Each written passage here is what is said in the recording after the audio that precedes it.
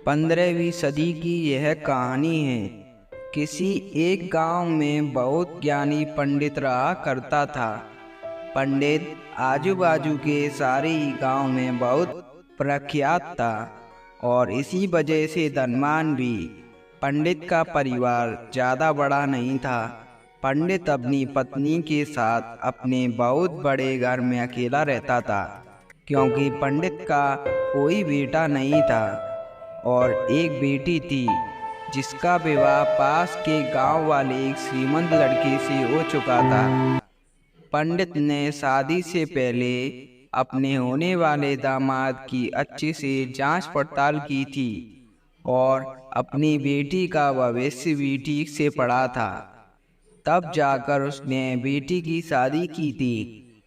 लेकिन चंद सालों में ही पंडित का दामाद बुरी आदतों के चंगुल में फंस गया। जुआ और शराब की बुरी लत ने उन्हें सड़क पर लाकर रख दिया था। अपने बेटी की ऐसी दुर्दशा देखकर पंडित की पत्नी काफ़ी दुखी होती थी और अक्सर पंडित को कहा करती थी, तुम जाकर उनकी मदद कर आओ। पंडित हमेशा अपनी बीवी को यह कहकर उनकी मदद करने के लिए मना कर देता था कि अभी कुछ समय तक उनका बुरा वक्त चलना है। हम चाहें कितनी ही कोशिश कर लें, जो उनके नसीब में नहीं है वो उन्हें नहीं मिल पाएगा।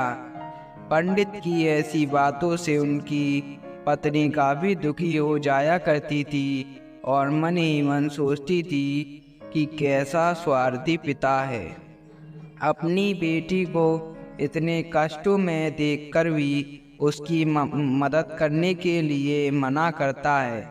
आखिर भगवान ने जो इतना सारा धन दान दिया है उसका क्या करेंगे?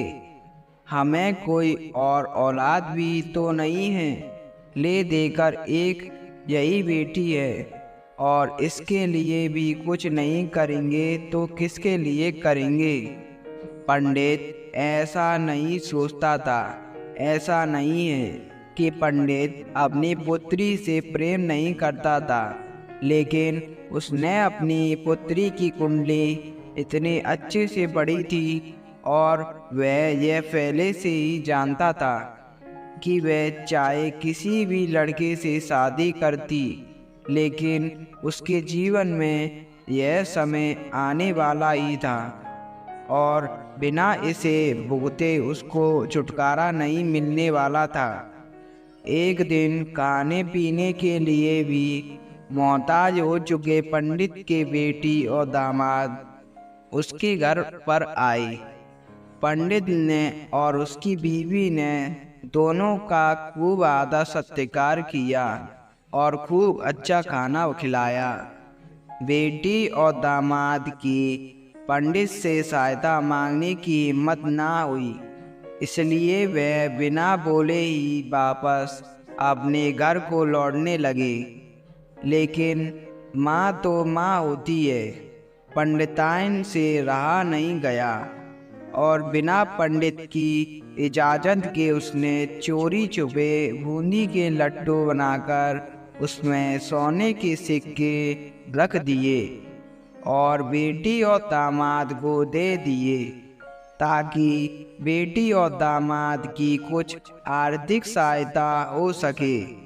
पंडिताइन यह भी जान गई थी कि बेटी और दामाद शर्म के मारे उनसे मदद नहीं मांग रहे थे, इसलिए उसने बेटी और दामाद को भी लड्डू में छिपे सिक्के के बारे में कुछ नहीं बताया। जाहिर सी बात है कि जब वो लोग घर पर जाकर लड्डू खाएंगे तो उन्हें उसमें सोने के सिक्के मिल जाएंगे। इस तरह बिना उनके मांगे ही उन तक मदद पहुंच जाएगी। सोचकर पंडिताइन मन ही मन अपनी बेटी की मदद करने के लिए खुश होने लगी। पंडित के दामाद और बेटी उन दोनों का आशीर्वाद लेकर अपने घर की तरफ रवाना हो गए। उन दिनों गाड़ियाँ तो होती नहीं थी, घोड़ा गाड़ी या बैलगाड़ियाँ चलती थी। पैसे ना होते तो और चीज़ों के लेन देन से भी व्यापार होता था। बेटी और दामाद का गांव पंडित के घर से कोसों दूर था। फिर भी पैसों की कमी के चलते वे चलकर अपने गांव की तरफ निकल पड़े। थोड़ी दूरी चले थे कि पंडित की बेटी के पैर में मोच आ गई और अब उसको चलना भी मुश्किल हो गया। पंडित के दामाद ने जब देखा कि उसकी बीवी अब बिल्कुल चलने में सक्षम नहीं है, तो उसने एक तांगा अपने घर तक किराए पर ले लिया। दोनों पति पत्नी तांगे में बैठकर घर तक पहुंच गए, लेकिन तांगे वाले को देने के लिए उनके पास पैसे थे नहीं। इसलिए पंडिताइन ने दिए हुए जो बूंदी के लड्डू उन्हें दिए थे, वही किराए के तौर पर उस तांगे वाले को दे दिए। तांगे वाला बूंदी के लड्डू को लेकर वहाँ से चला गया।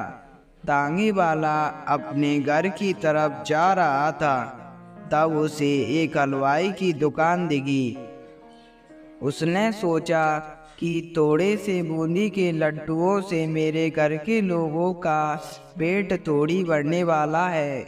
इससे अच्छा मैं इन बूंदी के लड्डुओं को बेचकर उनसे कुछ चावल खरीद लेता हूँ। तांगे वाले ने बूंदी के लड्डू हलवाई को बेच दिए। जिस गांव में वह हलवाई रहता था, उसी गांव में एक आदमी ने अपने घर पर पूजा रखी थी और उसी पंडित को उस पूजा के लिए बुलवाया था। पूजा में लगने वाले प्रसाद के लिए उस आदमी ने उसी हलवाई से बूंदी के लड्डू लिए जहाँ पर उस तांगे वाले ने बेचे थे। हलवाई ने भी उस आदमी को तांगे वाले से खरीदे हुए लड्डू ही पहले दिए, ताकि वे खराब ना हो जाएं, क्योंकि वह नहीं जानता था ये लड्डू कब बने हैं। पूजा खत्म होने पर दक्षिणा और बूंदी के लड्डू लेकर जब पंडित अपने घर आया और खाना खाने बैठा, तो प्रसाद में लाए बूंदी के लड्डू खाते वक्त लड्डू से सोने का सिक्का निकला। इस घटना को देखकर पंडिताइन की आंखों से आंसू बहने लगे। पंडित ने जब पंडिताइन से उसके रोने का कारण पूछा, तो पंडिताइन ने पंडित को सब कुछ बताया और पंडित से उनकी बातों पर भरोसा न करने के लिए माफ़ी मांगी। पंडित ने पंडिताइन के आंसू पोंछे और कहा कि तुम्हारी तरह मैं भी हमारी बेटी को बहुत प्रेम करता हूँ, लेकिन अगर हम उसकी अब मदद करते हैं तो दामाद हमेशा ऐसे ही मदद की अपेक्षा रखेंगे और अपनी पूरी आदतों को कभी नहीं छोड़ेंगे। पंडिताइन भी अब पंडित की बातों से सहमत हो गई। 2-3 महीने बीत गए। पंडित के दामाद और बेटी घर पर आए और इस बार उनकी परिस्थिति पहले से बेहतर। खाली हाथ जाने के बाद दामाद ने नया काम शुरू किया था और अपनी सारी बुरी आदतें भी छोड़ दी थीं। दोस्तों, नसीब का लिखा नहीं बदलता। यह कहानी आपको कैसी लगी? क्या आप भी नसीब पर भरोसा रखते हैं, या फिर आप उन लोगों में से हैं जो अपना नसीब खुद अपने हाथों से लिखना चाहते हैं? आपको हमारी स्टोरी कैसी लगी कमेंट में ज़रूर बताएं और जाते जाते सब्सक्राइब ज़रूर कर लें। धन्यवाद।